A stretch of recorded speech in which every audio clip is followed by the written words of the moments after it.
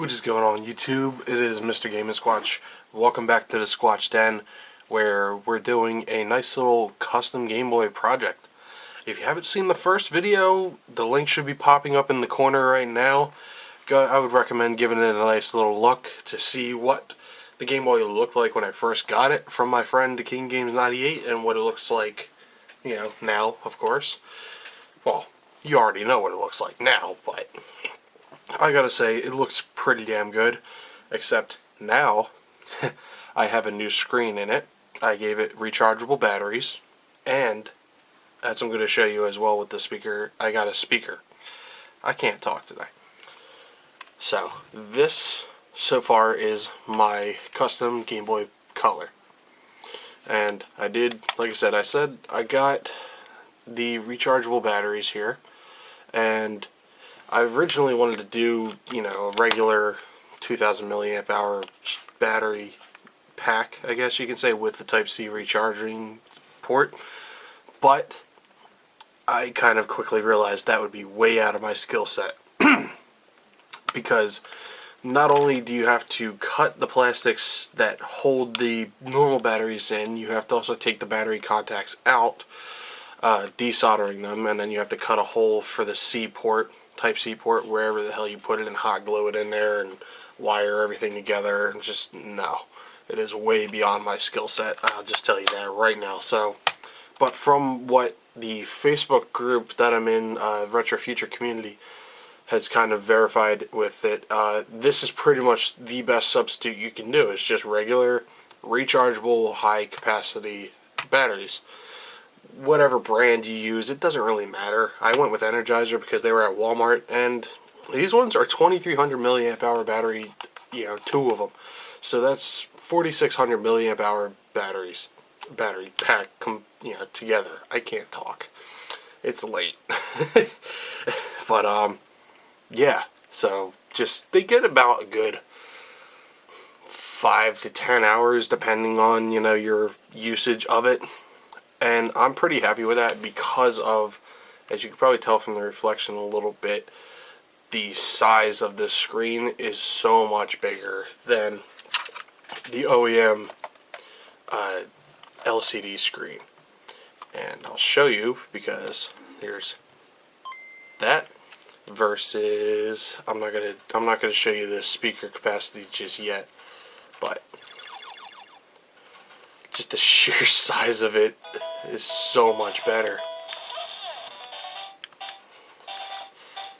The size of it is so much better. And plus the vibrance and colors and everything is amazing. But as you can hear from here,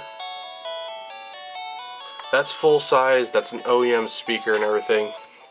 What I've gone ahead and done I've gotten myself a nice little funny playing speaker.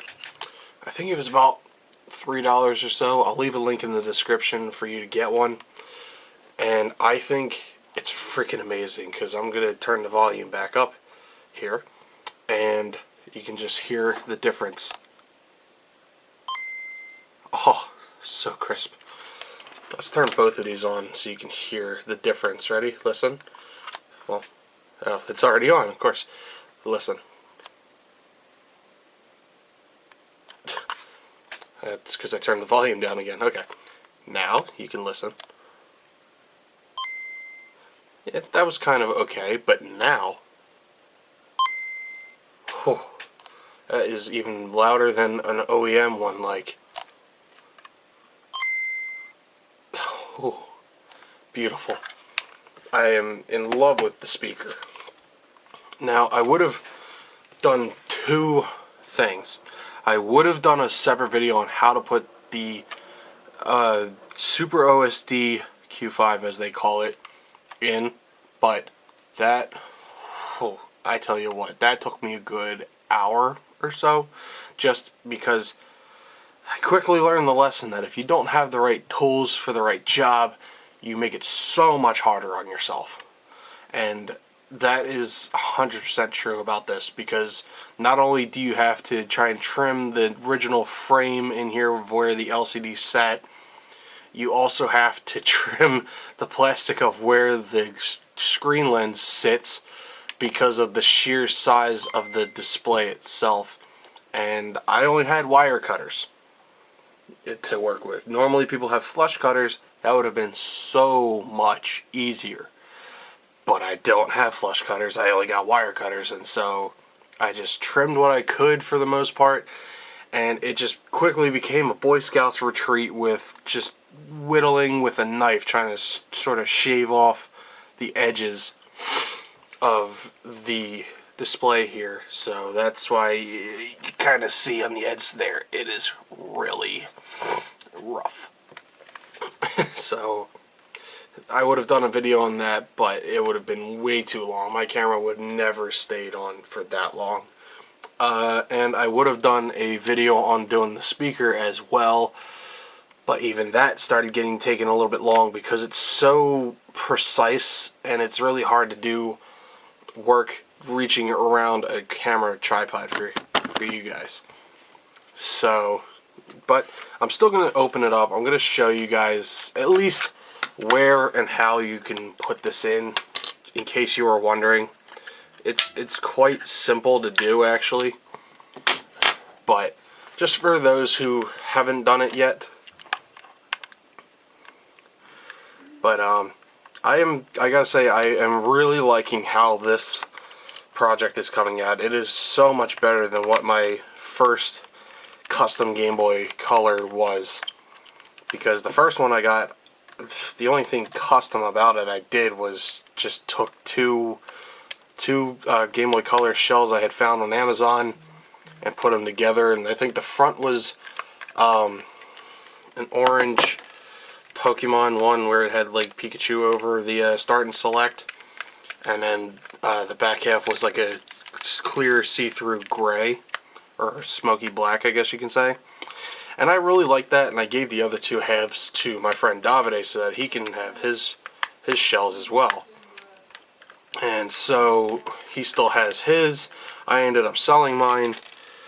And I guess the only other custom thing I did was a Retro Repair Shop IPS screen. And that one was just... I didn't want to take off the Pokemon screen that I already had. The lens, I should say, that I already had on there. So it just was constantly just too small for the glass, and it just did not look good.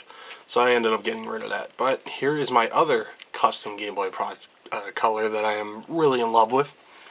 That is the Funny Playing speaker, which really closely resembles an OEM Game Boy Color speaker, as I have one still sitting here that was in my old Pokemon Game Boy Color that you saw. Even though obviously the front plastic is gone on this one, the front is, that was the power switch, looks pretty similar. It's just with a red wire, and it's actually clear, and I actually really like how it looks too. It's really nice, but it's still got the same little notches in there to fit. Even the the wiring contacts are the exact same.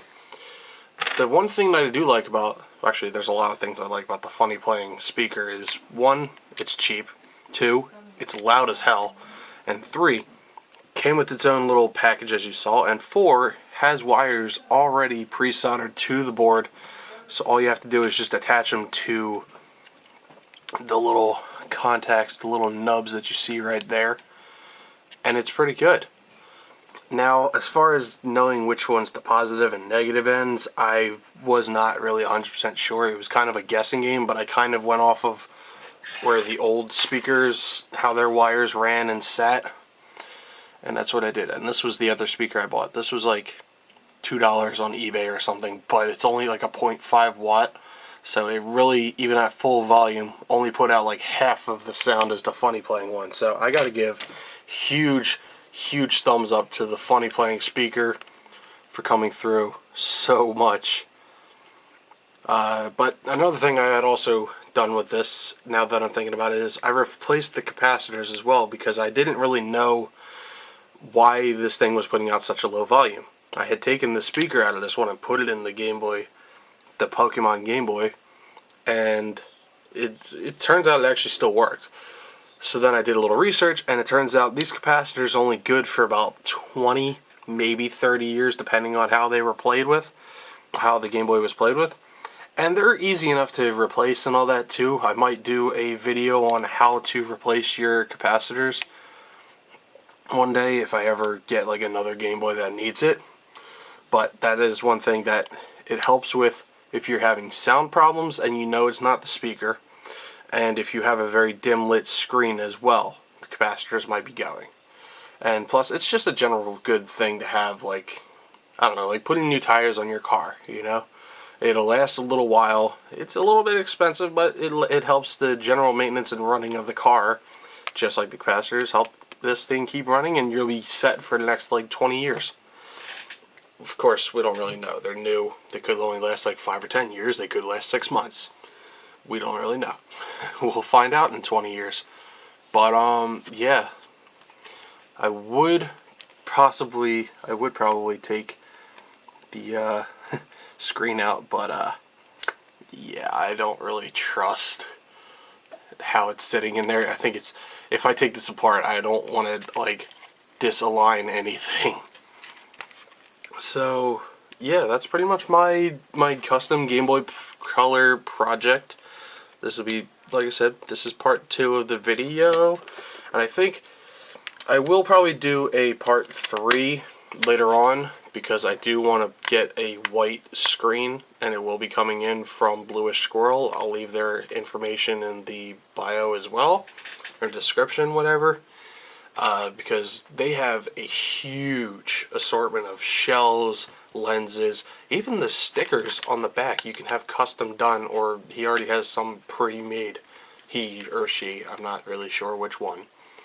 So yeah, anything from DMGs, colors, pockets even. I think even some advances. He does shells and all for. So the one I'm going to be getting in will be big enough, and he actually does it as well. The lenses, you can get them OEM sized, IPS done, or Super OSD Q5, which is what this is. So when that comes in, that'll probably be what wraps up my Game Boy Color project, and I think I'm going to wrap up this video since I seem to just be rambling. I'm sorry it wasn't really anything intuitive as far as how to replace the speaker and, you know, how to put the screen in and all that, but it's more or less just a personal thing. I'm not really looking for views. I just want to share my little passion project with the internet. And I hope you guys enjoyed this. I hope you guys check out some of my other videos. Maybe like, subscribe if you haven't already. And I hope you guys stay safe, stay happy, and we'll see you again in the Squatch Den.